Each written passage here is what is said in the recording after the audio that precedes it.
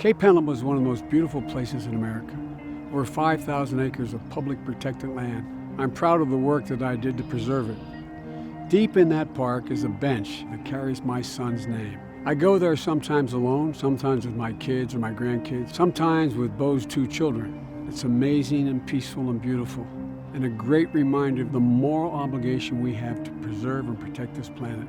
You know, there is no more urgent crisis facing this nation or the world than the threat posed by climate change. We know it.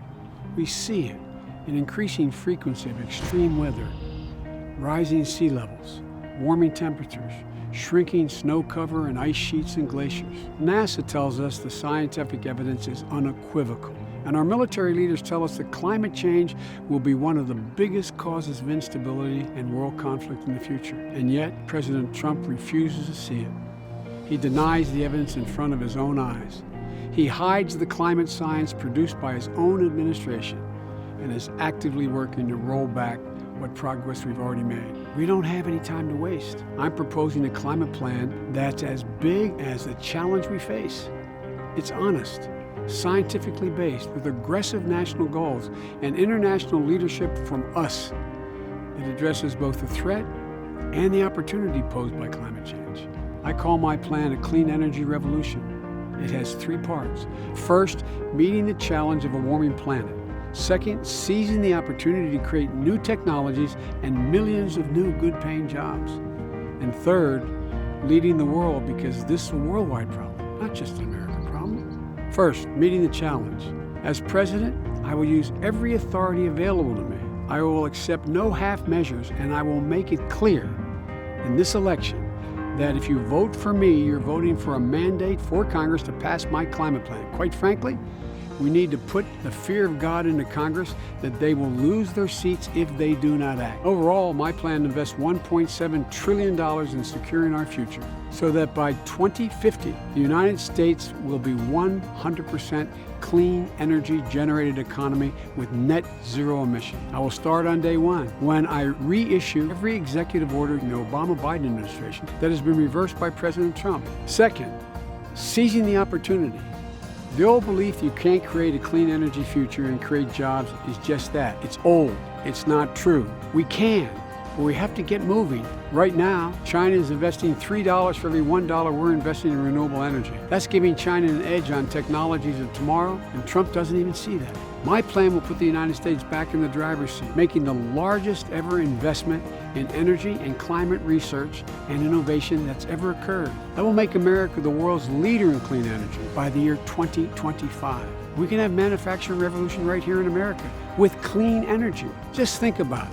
If Arizona is going to lead the world in solar, those panels should be made in Pittsburgh and Detroit, not Beijing. You know, we're not going to forget the workers either. The workers who, through dangerous and backbreaking labor, powered our industrial rise and fueled America's prosperity through the 20th century. And we're going to hold polluters accountable.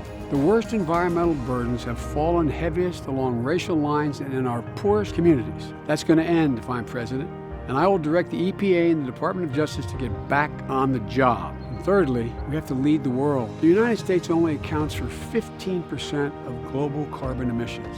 The rest of the world has to step up as well. I'll rejoin the Paris Climate Accord on day 1. We have to go much faster and further than that, and I will rally the world to do so. I'll repair the damage that's been done with our allies under this president. I have personal relations with nearly every world leader, and I will use those relationships to convene a climate world summit in America with the top emitters of greenhouse gases on the planet. We're going to reclaim America's global climate leadership, rallying other nations to follow our example and raise their emissions targets. For more than 3 decades, I've led in this issue. I wrote one of the first climate change bills ever introduced in the United States Senate. As Vice President, I oversaw the single largest investment in clean energy in our nation's history, over $90 billion. I fought along with President Obama to double the efficiency of our cars, which would reduce our oil consumption by 12 billion barrels, and for a clean power plan that limited carbon emissions from both existing and new power plants. As president, I will lead America and the world to not only confront the crisis in front of us, but to seize the opportunity it presents. Look, we can do this, and we will, because we have no choice.